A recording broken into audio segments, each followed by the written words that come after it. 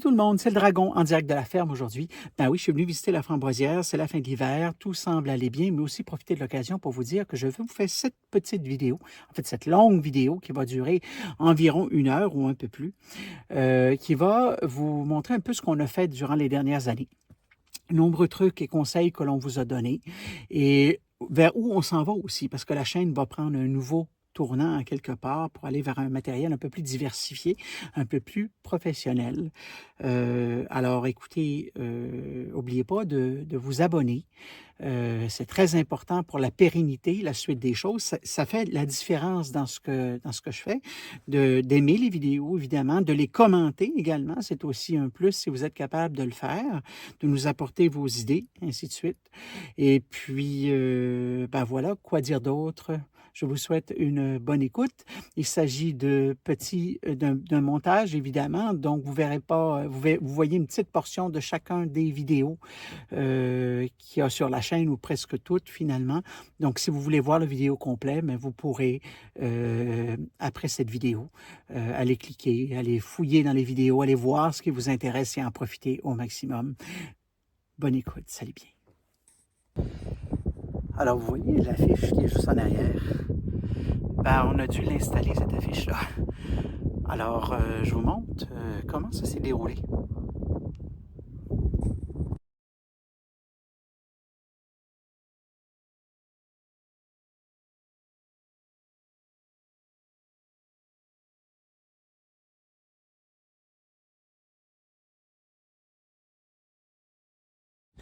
C'est sûr que sur une ferme, parfois, on achète de l'équipement qu'il faut adapter. Et puis, c'est un petit peu ce qui se passe avec la mangeoire dans la prochaine vidéo, où je suis obligé d'apporter des petites modifications. Ce type de mangeoire ici, que vous avez déjà vu, quand je vais amancher les morceaux tantôt, ce sera mieux. Alors, ça vient avec un ressort, ça vient avec un washer qui est un petit lock, là, qu'on va placer en dessous tout à l'heure. Vous avez 4 washers réguliers. C'est sûr que je vous en ai pas parlé très longtemps de cette fameuse mangeoire, parce que je ne veux pas vous vendre le punch. Il existe une vidéo là-dessus que je veux que vous alliez voir absolument, pour avoir finalement toute la finalité de la modification des trucs et astuces. Mais vous allez voir que dans ce qui suit, l'alimentation prend tout son sens dans le type. Vous savez, il existe plusieurs types d'alimentation sur le marché, plusieurs formes d'alimentation pour nos poules, mais nos choix ne sont pas anodins. L'idée de donner des grains texturés au lieu de donner de la nourriture en cubes ou en granules, c'est que d'un, on a un meilleur contrôle sur la qualité, hein, parce qu'on voit les composants. De deux, la poule, l'estomac le gésier de la poule est conçu pour digérer des grains. Donc en fait, lorsque on donne quelque chose qui a déjà été mâché, ça forme une pâte. C'est difficile à digérer pour la poule, ça forme une pâte dans son gésier, et puis ça fermente. Et puis quand ça fermente, ben c'est la mort. Mais une poule, en fait, ça se lave comment? Les fameux bains de poussière. Mais là, c'est pas juste des bains de poussière avec de la matière sèche ou de la ripe ou de la terre ou peu importe, du sable, ou appelons-le comme on le veut. Mais il faut rendre la substance basique. Et là, dans la prochaine séquence, vous risquez de trouver ça pas mal intéressant. Ça, c'est du biochar, qui est du charbon activé, finalement. Voilà, le bain de poussière des poules. Alors là, ça commence, hein, on est au tout début. Il y en a une en arrière qu'on ne voit pas, là. Si Madame Fauve peut se déplacer un petit peu, on va voir sa consoeur en arrière qui se plonge dans la poussière. Regardez ça. C'est magnifique, hein? Alors, ils le font pour se dégager les graisses, parce que la poule ne sue pas. Hein, donc, elle accumule des graisses sur son corps et elle s'en débarrasse de cette façon-là. Mais aussi pour se débarrasser des parasites, en fait, qu'elle a. Donc, elle s'envoie... nous, on a fait un mélange de terre de diatomée et de biochar au sol. Elle s'envoie ça sous les plumes. Ça va passer la journée en dessous de ses plumes. Hein, et ça fait en sorte que les parasites, ben, ça rend l'environnement pas très accueillant pour les parasites à ce moment-là. Alors, c'est important de leur fournir toujours de la matière sèche parce que... Non, monsieur Lecoq. Alors, c'est important de leur fournir toujours de la matière sèche parce que sinon, ils ne sont pas capables de le faire. Quand ils sont sur du humide toujours, ils ne sont pas capables de se nettoyer. Alors là, ben, ça cause des maladies, ça cause toutes sortes de choses. Vous avez les accumulations de poux sur les poules lorsqu'ils n'ont pas d'environnement pour les contrôler. À cause de l'anémie, en fait, hein, parce que les poux se nourrissent de sang. Alors là, ça ne va pas très bien dans le poulailler quand on a une infestation. Je vous explique souvent dans différentes vidéos qu'il faut toujours, avec les poules, apprendre à penser comme une poule et non comme un être humain. Et vous allez comprendre ce que je veux dire dans le prochain, l'autre séquence, parce que on donne à manger la nourriture propre dans les mangeoires des poules, mais à la fin, ma foi, ils préfèrent souvent autre chose. On regarde ça ensemble. Si j'ouvre ça, regardez bien, ils sont toutes là. Hein? Parce que c'est meilleur par terre que c'est à l'auge. Alors j'ai essayé de les repousser plusieurs fois, mais c'est plus fort qu'eux autres. C'est vraiment un comportement naturel de manger par terre. Bon, là si c'est sûr, si à ce stade ici de la vidéo, tu t'es pas encore abonné, il serait peut-être temps que tu le fasses. C'est peut-être le bon moment de cliquer sur le bouton abonner. Parce que dans le prochain segment, je vous parle vous savez, on achète, il existe plusieurs produits, des produits anti-piquage, des produits anti-ça.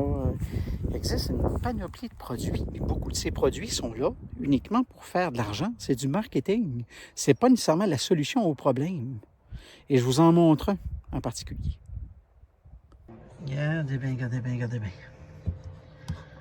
Une espèce de pâte rouge. Alors, on regarde à quoi ça sert, puis si ça fonctionne. Si ça fonctionne. J'ai une amie qui m'a apporté ça. Des petits problèmes, vous savez, lorsque les plumes de dos rencontrent les plumes de la queue, il y a souvent des problèmes dans cette partie-là. On a des problèmes de piquage. Alors, là, ben, j'ai essayé ça. Et je l'ai essayé sur plusieurs jours. Au début, ça allait. J'ai l'impression que ça fonctionnait. À un moment donné, j'ai dit, ça fonctionne plus très bien. Ça fait que j'en ai mis 2 fois, 3 fois par jour. Puis à un moment donné, ben, j'ai autre chose à faire, là.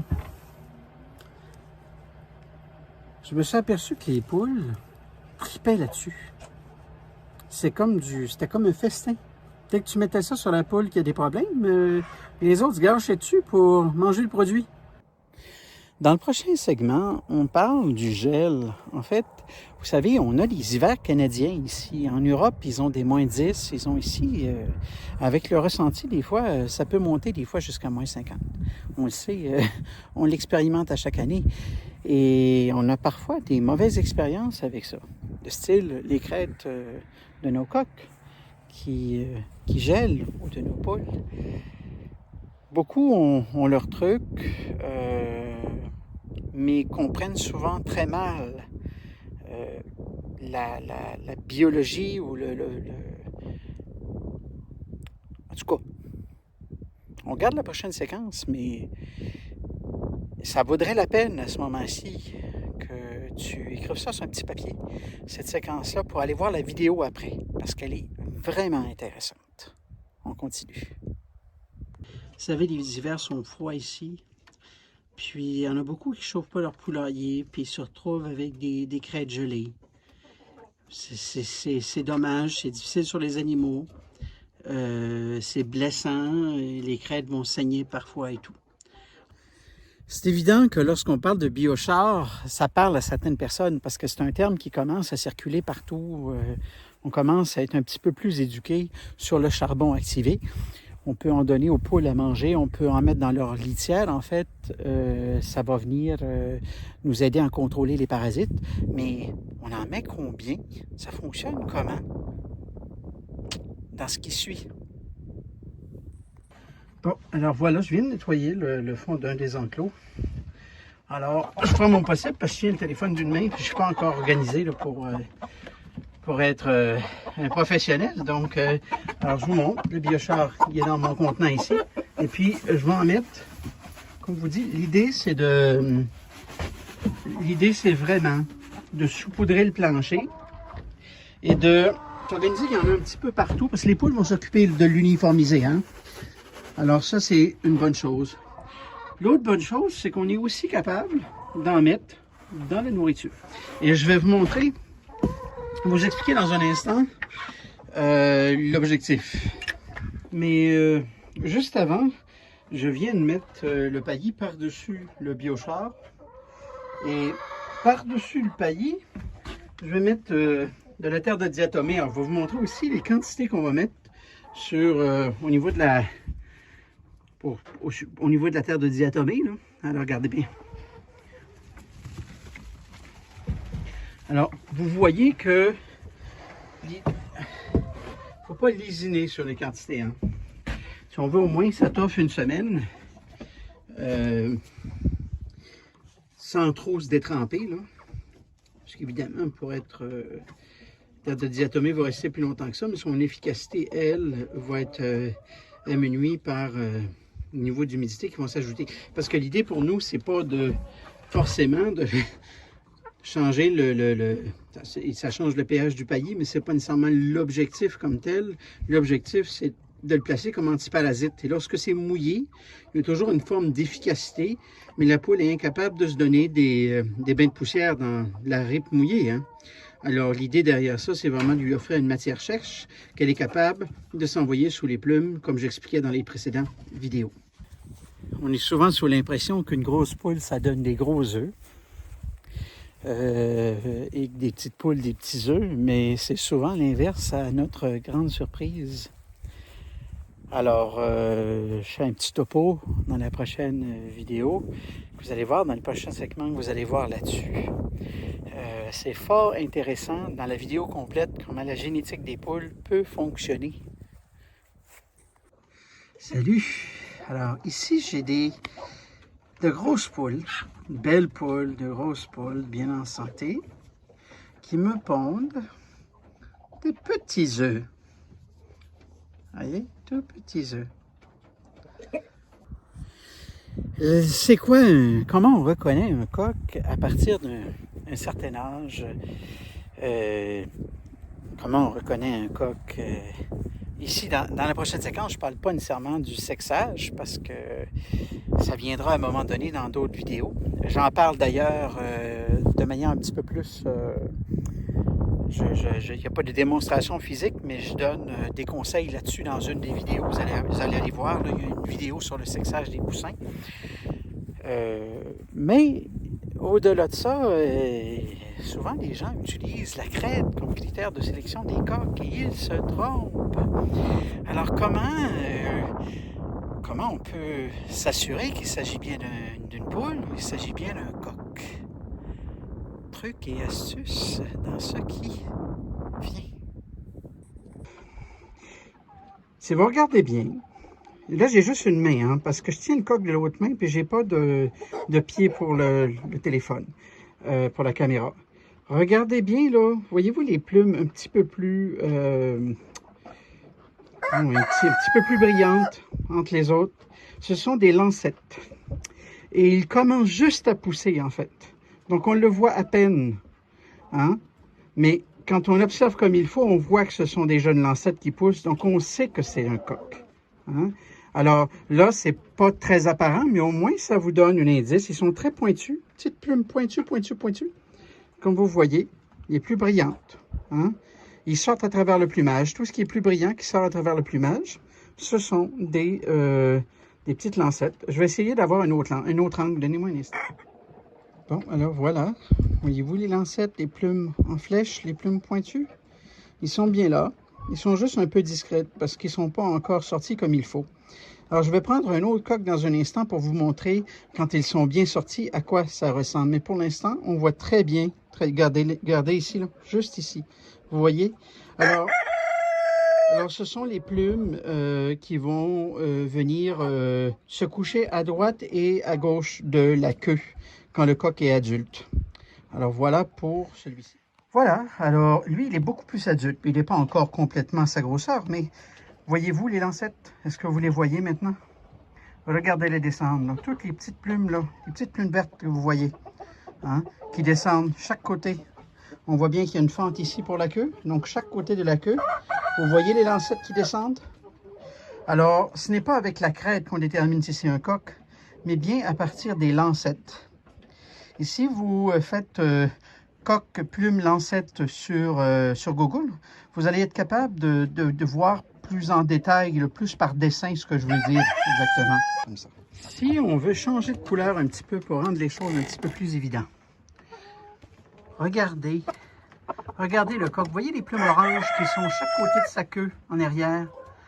Ces plumes oranges qui descendent, ce sont les lancettes. Hein?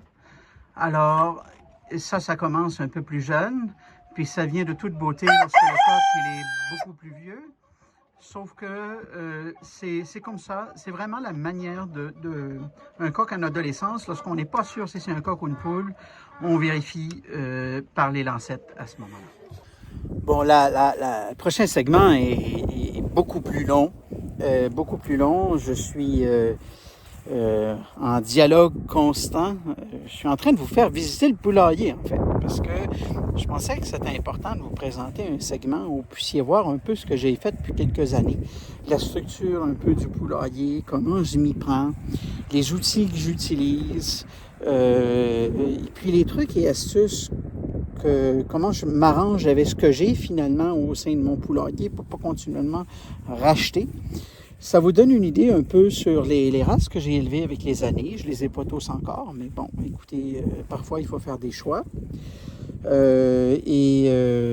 Ça m'aide à entrer en relation avec vous à ce moment-là. Puis je pense que c'est inspirant que vous passiez le temps nécessaire à écouter toute la séquence. Vous allez voir la beauté du plumage, la beauté de ces oiseaux-là, à quel point je leur donne de l'attention, de l'amour. Ça vaut la peine. Alors voilà, ça c'est le Wheaton. Alors c'est le coq, c'est un bébé de cette année qui est super gros en fait.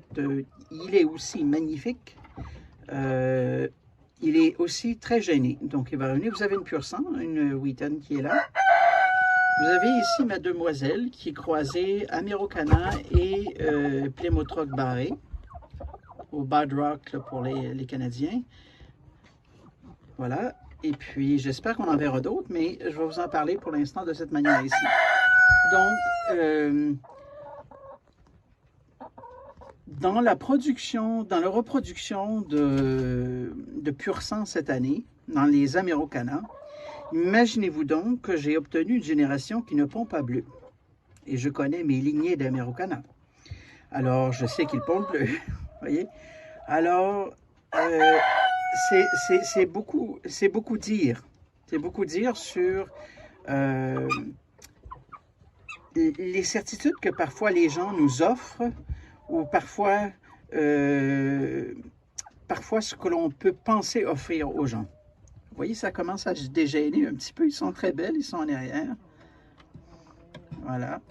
J'en ai une bleue qui s'en vient un petit peu là-bas, là. Vous voyez. Ils sont magnifiques.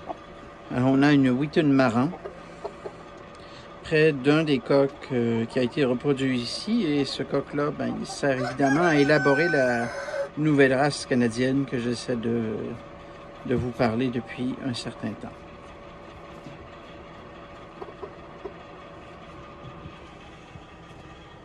Voilà. Je ne sais pas si vous voyez la queue. Vous Voyez-vous les flocons? La queue est en flocon. Le split qu'on appelle, les plumes qui sont divisées. Voilà, ça c'est le clos. Vous voyez deux marans Wheaton ici, là, deux coqs marans Wheaton. Puis vous avez les poules de tête. Alors, il y en a une qu'on voit pas, là, qui se trouve en arrière là-bas. Vous voyez un petit peu le bout de la queue. Puis on a aussi, je ne sais pas si vous voyez le bout de la queue des deux petites poulettes qui se cachent dans le nid. Alors, je m'en viens chercher ma poule de tête. Regardez bien. Alors, là, elle est là. Celle qui s'en va là. Elle descend juste en avant de la jaune, en fait, qui est une Ameraucana marran. Alors, je vais venir la chercher, puis on va l'introduire, puis on regarde ça ensemble dans un moment. Alors, voilà, notre poule est introduite. On la voit ici, là, elle est en train d'entrer dans le nid.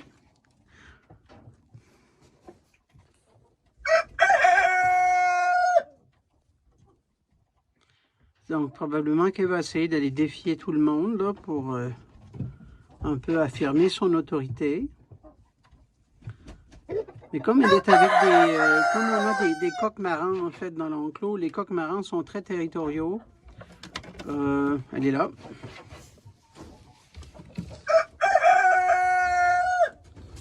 Les autres poules...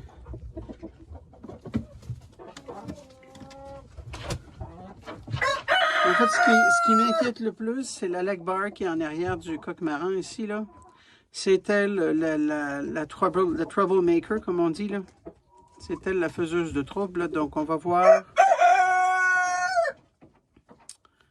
ce qui va se passer.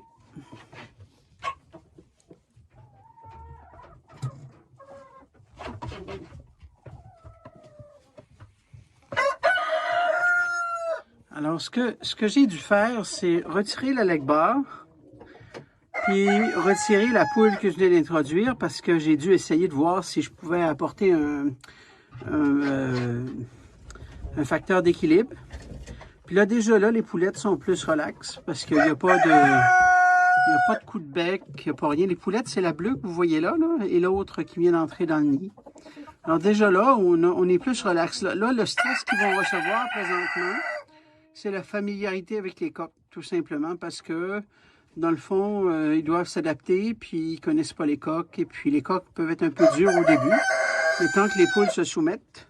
Alors, pour l'instant, le problème hiérarchique, il semble bien. Là, elle va s'apprêter à aller rejoindre l'autre dans le nid, parce que c'est sa consoeur, ils sont habitués à être ensemble, mais sinon, ils sont beaucoup plus relax qu'ils étaient tout à l'heure. Tout le monde va bien. Les poules les plus âgées sont dans les côtés. Ils sont perchés. Il n'y a aucun problème. Tout le monde va bien. Tout le monde est heureux. Puis, ce qui est bien ici, c'est qu'on a deux coqs. Il y en a un qui est perché, puis l'autre qui est là, qui s'entendent très bien et puis qui sont très heureux ensemble. Donc, ça me permet d'assurer une meilleure fertilité sur l'ensemble aussi. Alors, en gros, moi, là, je suis dos à la porte d'entrée actuellement du poulailler. Vous voyez que je suis sur... j'ai une étagère là, mais je suis sur 2 étages.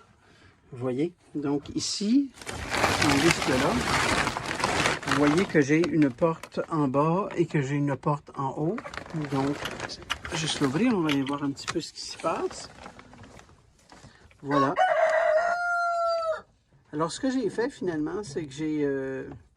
cette partie ici, c'est un agrandissement que j'ai fait. Le mur que vous voyez, c'est le cabanon original. Là.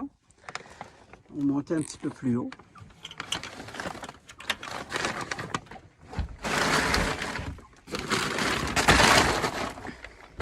Voilà. Alors, ça c'est l'autre partie de mes installations. Alors, vous voyez ici, j'ai fait les nids.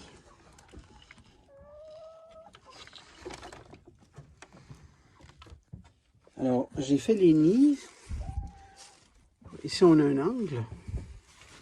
Ici, c'est droit. Donc, je me suis servi un peu de l'angle pour être capable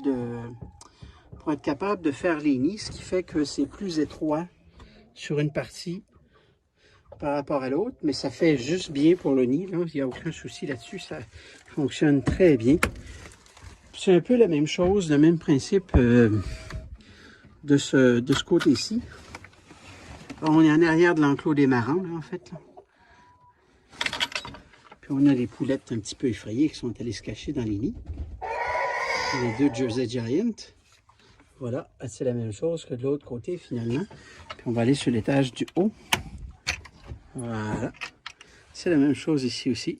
Ici, on a en fait deux coqs Jersey Giant. Voilà. S'ils pouvaient trouver des familles, ce serait intéressant parce que je n'ai pas de place pour les garder, en fait. Ils sont très beaux, mais...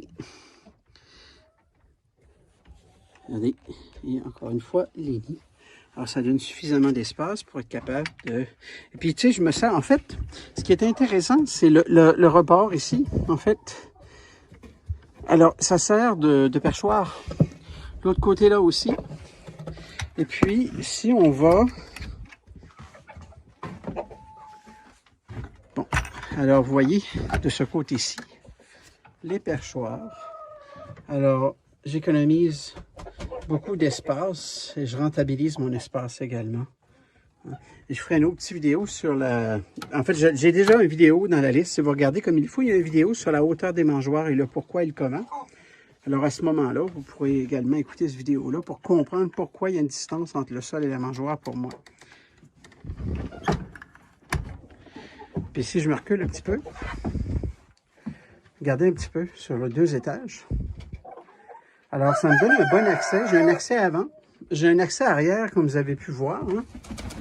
L'accès arrière, il est là-bas. C'est là où on était tout à l'heure. Et puis, j'ai essayé d'organiser, vous voyez, là, il y a une petite porte de ce côté-là. En fait, c'est l'intérieur. Ça me permettait d'avoir un meilleur accès quand j'entre dans cet enclos-là pour être capable de faire le nettoyage, en fait. Il fallait y penser, là, parce que je voulais que ce soit pratique et que ce soit fonctionnel également. J'ai la même chose. En fait, j'ai une copie conforme de l'autre côté, ici. Mais le système de nid dans l'enclos d'en bas de ce côté-ci, il est différent. En fait, j'ai placé des nids ici sous l'étage du haut. Ça nous donne une autre idée comment faire également. Alors, c'est les Ameraucanas ici. En fait, pas tous des Ameraucanas, mais en fait, la majorité. Vous voyez ici. C'est un coq Wheaton Ameraucana. Alors, si on se promène encore une fois, vous voyez la hauteur de la mangeoire, n'oubliez pas d'aller voir la vidéo dans la file, là, pour comprendre. Alors, là, je me replace parce que j'étais, en fait, c'est lorsque j'étais dos à la porte tout à l'heure. Là, je me replace dos à la porte pour que vous puissiez voir un petit peu le reste des installations. Alors, toujours sur 2 étages ici. Vous voyez bien. Alors, pour cet enclos ici, on est bien fonctionnel. On a 2 portes avant pour pouvoir nettoyer. On a cette porte ici. Et puis, quand on entre, on a les nids juste en haut là.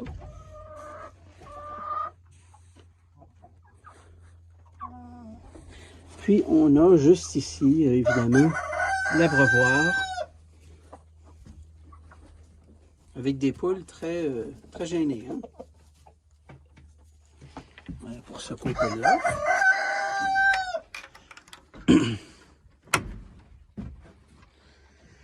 Et ici, ce sont les Brahma foncés, les Dark Brahma, que j'ai mis avec un Rhode Island Buckeye. Je vais essayer peut-être de... Alors, je viens juste de refaire les enclos parce qu'il y avait des problèmes de piquage. Donc, on a, en changeant les enclos, vous voyez un petit peu sa queue là-bas. Là. Donc, on vient un petit peu resetter les situations. Puis faire en sorte qu'on leur donne une meilleure chance, finalement, de se rétablir complètement. Mais encore une fois, il y a une petite bataille dans le coin là-bas. Regardez bien cette confrontation ici. Entre le mâle de l'autre côté et lui. Parce qu'ils ne sont pas habitués, évidemment, à se voir. Voilà. Alors, si on visite maintenant un de ces enclos ici, juste en haut, on peut bien voir que le nid est au fond. Là. Ça, c'est mon majestueux coq. Super beau. Encore une fois, la hauteur de la mangeoire. Et si on vient ici, alors juste au fond, là tout le monde me bouche la vue, mais en fait, il y a l'eau au fond. Si mesdames, il y a l'eau qui est là. Vous voyez, puis il y a une petite porte pour entrer à travers l'autre enclos en arrière pour être capable d'accéder à l'eau de ce côté-là.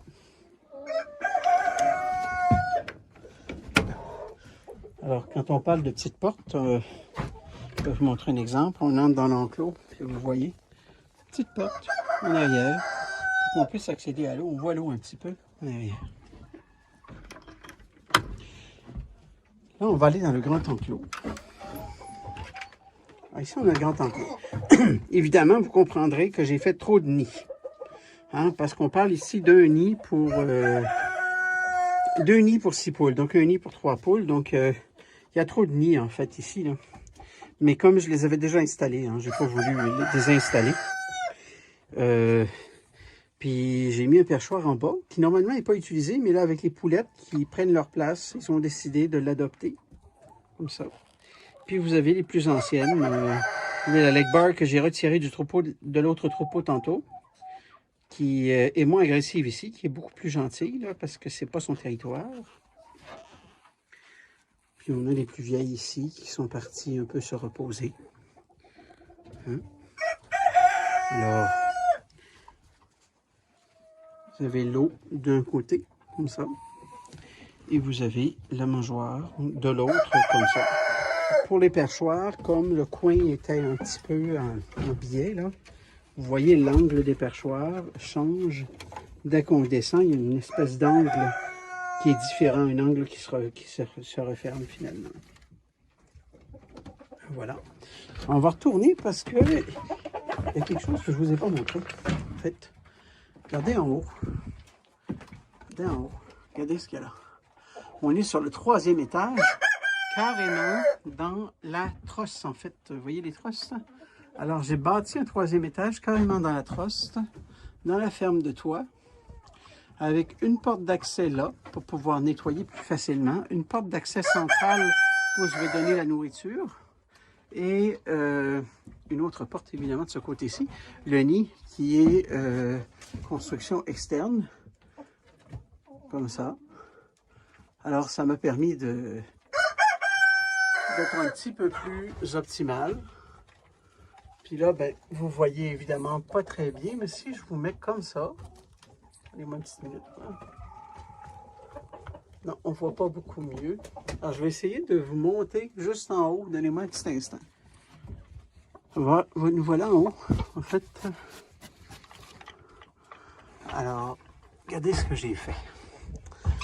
Ils sont 3 poules avec le coq, donc ça suffit pour l'eau, de cette manière-là. Puis, la nourriture, je la mets ici, de cette façon-là. Donc, évidemment, on peut visser un pot ici, mais le problème, c'est que les poules finissent par tout sortir la nourriture. Dans un cas comme ça ici, ils ont tendance à utiliser cette ouverture à la place. La nourriture reste à l'intérieur. Donc, c'est un autre petit truc. Et puis, vous voyez que la mangeoire, elle est prise pour pas que les poules puissent... j'ai mis 4 vis. Pour pas que les poules puissent la sortir de là. J'ai fait la même chose pour l'eau également. Alors, l'eau ne peut pas bouger. Alors, encore une fois, on est dans la trosse, en fait.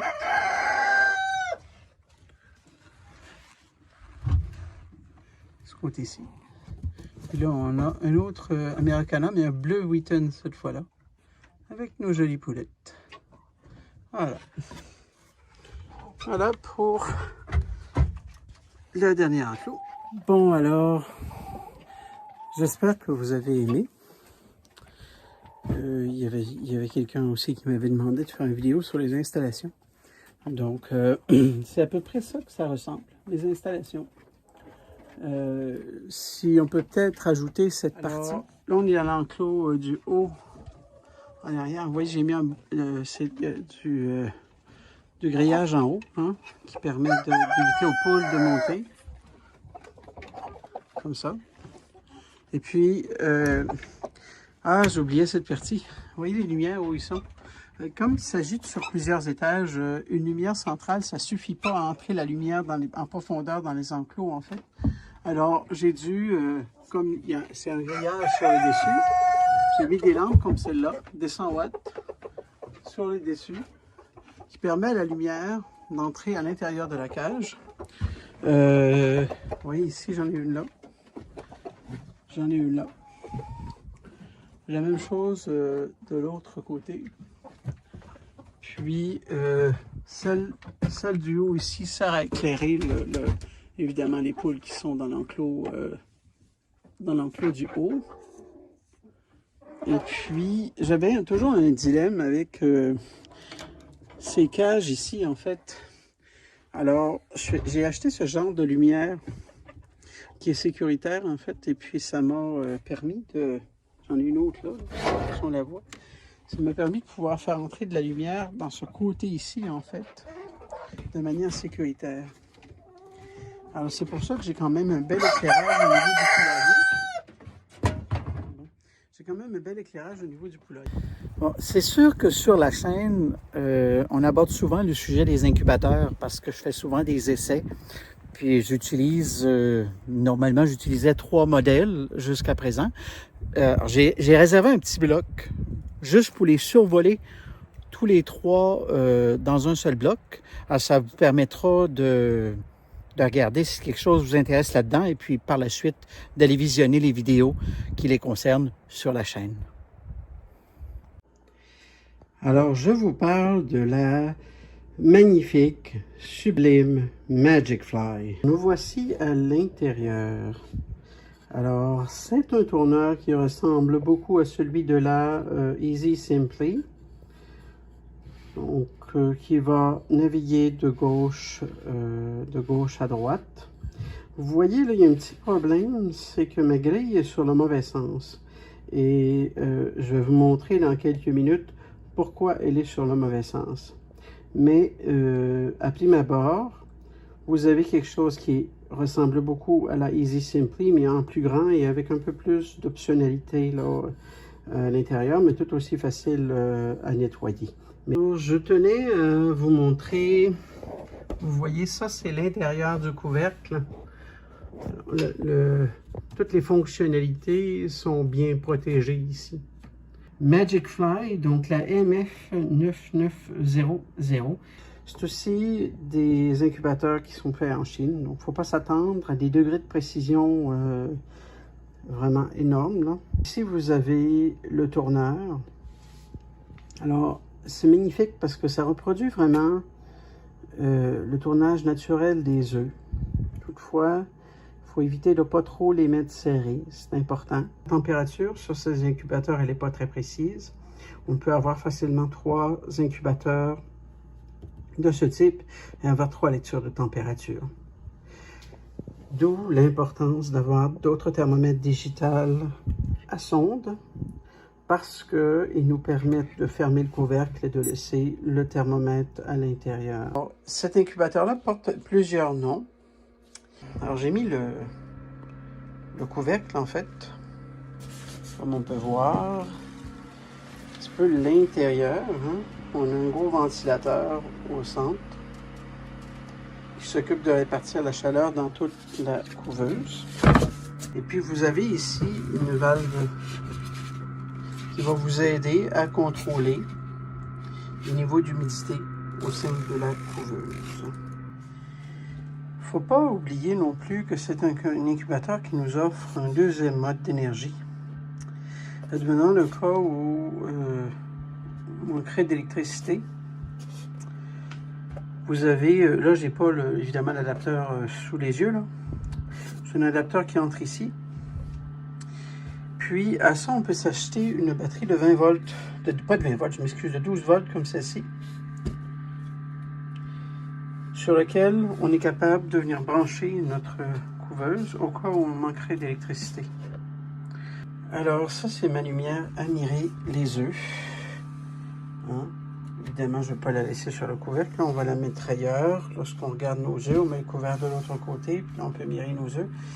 C'est une lumière qui est très puissante, de très bonne qualité, que j'ai trouvé sur Amazon aussi. On la conseille également. On sait également qu'au printemps, c'est le moment d'acheter des œufs fécondés et que vous soyez en Europe, que vous soyez au Canada. Les œufs circulent sur de longues distances. On ne sait pas trop à qui on a affaire, à moins qu'on ait déjà fait affaire avec ces personnes-là. Parfois, des gens semblent avoir des œufs intéressants, de races intéressantes. Mais encore faut-il savoir comment ça fonctionne, parce qu'il y a un ratio poule-coq à respecter. Si c'est un coq standard, c'est un certain nombre de poules. Si c'est un coq bantam, c'est un autre montant de poules avec le coq pour s'assurer de la fertilité. Et aussi, cette fertilité-là n'est pas valable toute l'année non plus. Il y a la distance sur laquelle les œufs vont voyager et la qualité du transport également. Et c'est surtout que vous allez les payer très cher, vos œufs fécondés. Hein? On parle au Canada d'entre 60 et 120 $ la douzaine, si même plus, parfois 150. Alors, on s'embarque dans quoi exactement?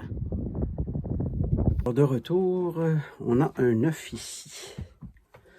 Alors, un œuf fécondé, est-ce qu'on peut laver ça? La réponse c'est non. Parce que il y a des micro-pores à l'œuf. Un œuf, c'est poreux en fait. Hein? On peut respirer à travers un œuf. Puis il y a aussi une couche, un enduit protecteur qui préserve sa fraîcheur et qui préserve son intégralité à l'extérieur. Quand on lave l'œuf, on altère cette enveloppe-là. Et puis, évidemment, on altère la fertilité de l'œuf, sa composition, en fait, ce qui le rend apte à être incubé, en fait. Alors, ça, c'est un des aspects qu'il faut tenir en compte. Maintenant, quand on fait venir des œufs d'ailleurs, il y a toute la question du transport également. Il y a des gens qui vous les envoient dans des douzaines, genre avec du papier, des papiers essuie-tout, là, juste pour éviter qu'il y ait de la friction et tout. Mais il faut juste savoir qu'un transport mal adapté brise le germe de l'œuf et affecte évidemment sa fertilité. Alors, c'est difficile à déterminer, là. On voit des poules sur Internet, sur Facebook, puis on se dit on les veut. Est-ce que vous vendez des œufs fécondés? J'en veux. Et puis on les reçoit, on les met dans l'incubateur. Et puis là, hop, il n'y en a que de la moitié, ou s'il se trouve le quart qui vont éclore. Il y a évidemment un problème chronique ou majeur que nous avons presque tous dans nos poulaillers, c'est le phénomène des plumes qui ne repoussent plus, des mues qui ne finissent plus. Beaucoup vont rejeter ça sur la faute du coq. Ça n'a rien à voir avec le coq, parce qu'une plume de poule, ça ne s'arrache pas comme ça. Quand ça s'arrache, c'est parce que c'est sur le point de tomber. C'est parce que la poule est en mue. Donc le coq peut évidemment accélérer la tombée des plumes qui sont déjà en mue, mais ce n'est pas lui la cause principale du fait que vos poules ont de la difficulté à compléter leur mue. Il y en a plein des causes. Et je vous en parle. Alors, nous y voici. Alors, je travaille juste avec une main parce que j'ai pas de trépied pour la caméra. Mais juste pour vous montrer. Vous voyez que j'ai posé un tablier que j'ai soulevé là à Huguette parce que ces plumes ne repoussent pas et je veux pas que le coq lacère sa peau. Alors, j'en parle parce qu'on a souvent un problème comme ça puis on ne sait pas c'est dû à quoi en fait. Hein? C'est pas des poux, c'est rien. Donc maintenant, on va essayer de... Je vais vous expliquer un petit peu une des solutions qui fonctionne bien. Et lorsque cette solution-là ne fonctionne pas, qu'est-ce qu'on fait à ce moment-là? Bon, voilà, alors je vous reviens. Ouf, Huguette, elle est pas facile, hein? Parce que moi, il y avait une chose que je n'avais jamais vue. C'est un coq qui rejette des poules. J'avais jamais vu ça. Puis à un moment donné, il y avait un coq, mon coq Ameraucana, avec 3 poules avec lui dans un enclos, et j'ai dû un peu tasser tout le monde pour être capable de faire de la place. Il n'a pas voulu accepter les nouvelles. Mais là, ça se passe plus vers la fin de la prochaine séquence. Donc, c'est important de tout l'écouter parce que c'est à la fin que vous allez voir un petit peu l'exemple que j'essaie de vous expliquer. Alors, les grises que vous voyez au fond sont des Ameraucana croisés, évidemment, Plymouth barré. Puis les noirs que vous voyez, vous en voyez 1, 2, sont aussi 2 autres que j'ai introduites. Tandis que la blanche que vous voyez là, et si j'essaie de me transporter ici, les 2 qui sont là, qui se sauvent, font partie de la famille du coq à l'origine. Donc, là, on va essayer de qu'ils aillent manger un petit peu parce que j'aimerais ça vous montrer ce que le coq fait en fait de particulier. Elles sont magnifiques, hein? Regardez bien.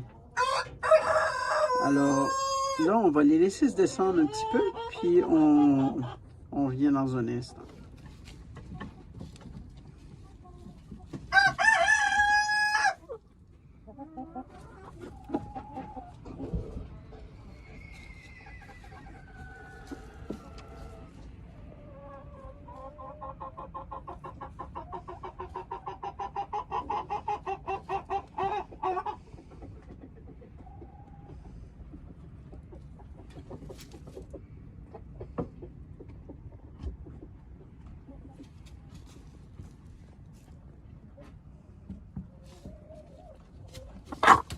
Vous voyez? Regardez ça. Il ne les veut pas du tout.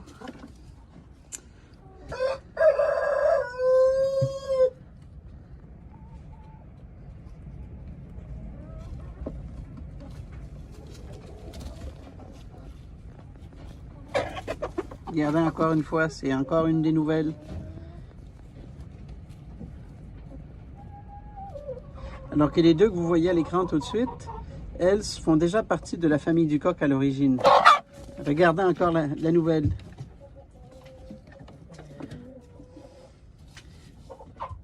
Alors maintenant, ce qu'on va faire, vous voyez, il ne la monte même pas. Elle s'est présentée au coq et il ne la monte même pas. Alors, on va passer en mode solution. Voilà, je vous reviens. L'harmonie est revenue. Voilà. En fait, l'idée, c'est de trouver des sujets qui vont avec les autres. Ben, un petit peu plus tôt, je vous disais que parfois, on achète de l'équipement, c'est pas toujours ce qu'on veut, puis il n'y a pas beaucoup de détails, il faut l'essayer. Eh bien, là, je suis tombé sur quelque chose, et puis ça a donné ce que ça a donné. Salut tout le monde, bienvenue à bord pour une autre capsule avec le Dragon. Alors, il y a une fameuse abreuvoir, j'avais déjà fait une capsule sur une abreuvoir qui n'était pas du tout pratique et puis qui l'ingénieur devait dormir sur la Switch quand il l'a fait, là. Fait que là, aujourd'hui, m'est arrivé un petit quelque chose. Regardez, là, ce côté-là, là, il est cassé. Hein? Fait que je vous montre l'abreuvoir puis je vous raconte l'histoire de l'abreuvoir. Allez-y. Mais là, dans ce qui s'en vient, je ne sais pas si je vous en parle. Envoyez donc.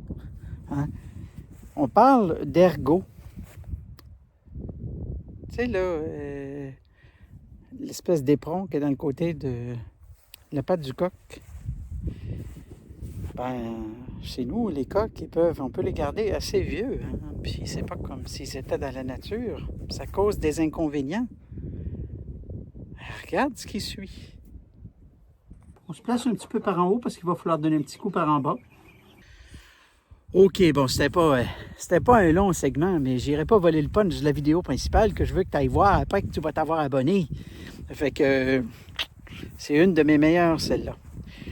Par contre, On a souvent des problèmes de piquage, l'oisiveté. Hein? Si vous allez dans le dictionnaire, vous allez voir c'est quoi l'oisiveté, oiseau. Nos poules ont souvent pas grand-chose à faire quand ils sont gardés à l'intérieur. Ils sont dehors, sont occupés, mais à l'intérieur, tout l'hiver, c'est terrible. Comment est-ce qu'on compose avec ça? Alors, on est du côté des poulets, des petites poulettes de cette année. Et puis là, je ne sais pas si vous avez vu ces petits trucs. Ah là, la prochaine, tu ne peux pas la manquer. Ah non, tu ne peux pas la manquer. Si je te parle de gale des pattes, là, tu m'entends peut-être pas bien parce qu'il vente. Je vais essayer de me placer comme ça. La gale des pattes. Gabin, toi. Gabin, qu'est-ce que je vais te montrer? Tu vas voir à quel point c'est... Le cauchemar devient... le cauchemar devient quelque chose de superbe. Vraiment superbe. Regarde bien ça. Et ça, jusqu'au coude, comme ça. Et on va compter 3 secondes. Ah, j'ai le don pour peut-être vous chatouiller un petit peu. Hein? C'était jamais assez long. On voit rien quasiment. Hein? Ben non, le but, c'est que tu ailles voir la vidéo dans la liste des vidéos. Puis j'en ai fait plus qu'un par de ça. Puis ils sont excellents. Mais attends de voir la prochaine séquence. Les vitamines. Hein? Quand on a des problèmes, à quel point on est vite sa gâchette à prendre nos poules pour des êtres humains. Vitamine E. Puis, tant qu'à y être, les oméga 3. Puis, on s'arrête pas là, hein. Multivitamines. Puis, tant qu'à faire, on y va fort, c'est les fibres. Mais après autant d'émotions, ça vaut vraiment la peine de regarder ce qui suit. L'an dernier, nos poussins de l'an dernier qui étaient magnifiques. Alors, on est dans le transfert d'un point A à un point B. On les apporte dans le grand poulailler. C'est magique, ces petites bêtes-là.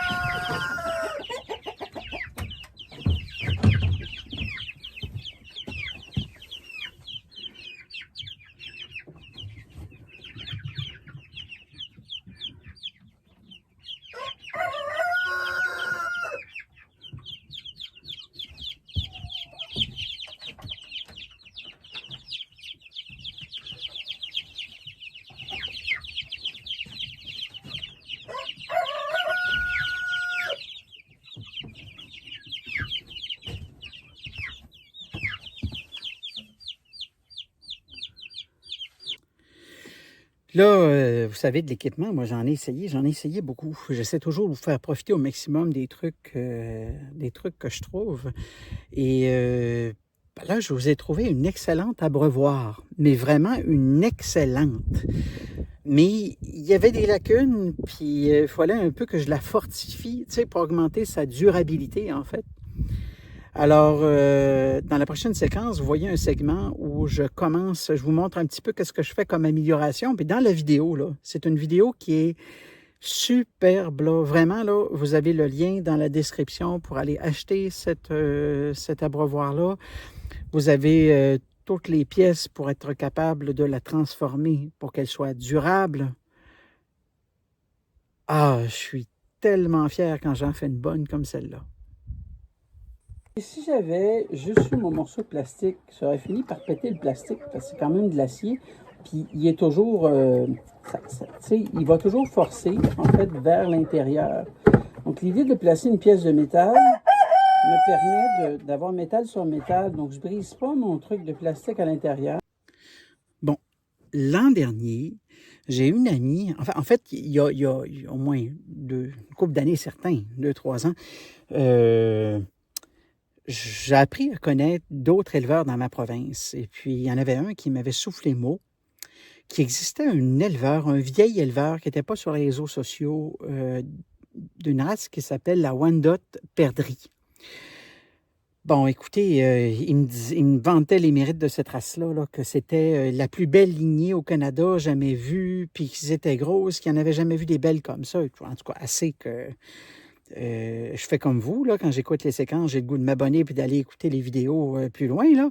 Alors moi, j'ai dit, comment je fais pour mettre la main sur cette race-là? Il m'a donné le numéro du monsieur. Et puis, finalement, j'ai envoyé une amie qui habite plus près. C'est en Nouvelle-Écosse. Hein. Moi, je suis au Nouveau-Brunswick. Donc, j'ai envoyé une amie chercher des œufs fécondés l'an dernier. On a eu 3 douzaines. On a éclos 11 poussins. Puis, on a quelques-uns qui ont survécu. Et c'est ça, la magie ici. Je vous montre le résultat. Vous allez voir le coq Wyandotte perdrix dans la prochaine vidéo. Moi, j'ai décidé de... Comme vous savez, il n'y a pas beaucoup de sujets de cette race-là au Canada. La co-sanguinité est relativement élevée. Il faut parfois casser certaines lignées pour éviter d'avoir trop de problèmes. C'est ce que je fais avec la Silver Pencil Rock ici, la Plymouth Rock argentée. Et je vous montre les sujets, comment ils sont beaux. Alors voilà. Alors on a nos Plymouth Rock argentés, juste ici. Ils sont issus quand même d'un élevage de sélection, sauf que ce ne sont pas nécessairement les meilleurs sujets, parce que généralement, les exposants ou les gens qui développent comme ça vont garder les meilleurs de leurs sujets. Alors, je vais essayer de vous montrer la prochaine ici. Et j'ai d'autres vidéos, évidemment, où on les voit. Donc, si vous allez voir dans la liste, vous allez voir que j'ai d'autres vidéos à cet effet-là. On a madame ici qui s'est perchée sur le bord. On a monsieur Wyandotte perdrix qui est en arrière. Alors, j'aimerais ça que vous voyez les belles proportions du... J'en ai 2 coqs comme ça. Si madame peut nous donner un petit peu d'espace.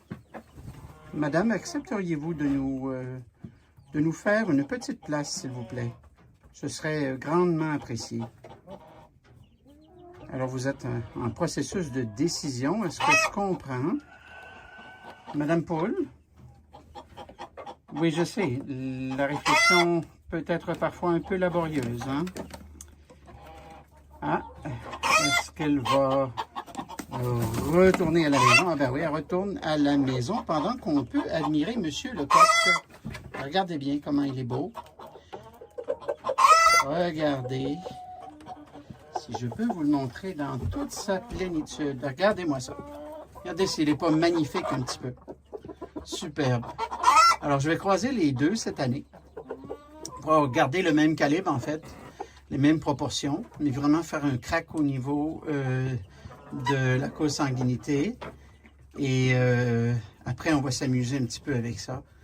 C'est toute la beauté de travailler avec des poules. Ce sont des petits animaux qui nous permettent une grande flexibilité. Regardez-moi ça. Superbe, hein? Il est beau, hein? C'est sûr que côté hiérarchique, c'est pas toujours évident quand on introduit 2 groupes ensemble. C'est un peu ce qui se produit dans la prochaine séquence ici avec les Plymouth Rock argentés. Ils étaient divisés en 2 groupes. Là, je les ai regroupés en un groupe. Et puis, comment on dit, ça brasse dans la cabane.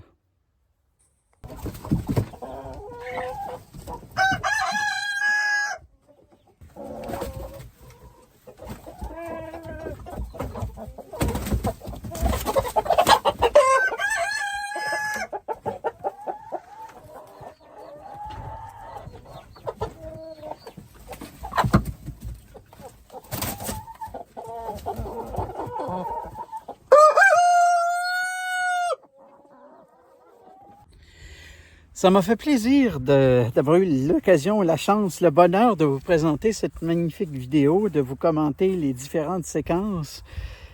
Merci d'être fidèle. Merci d'être là.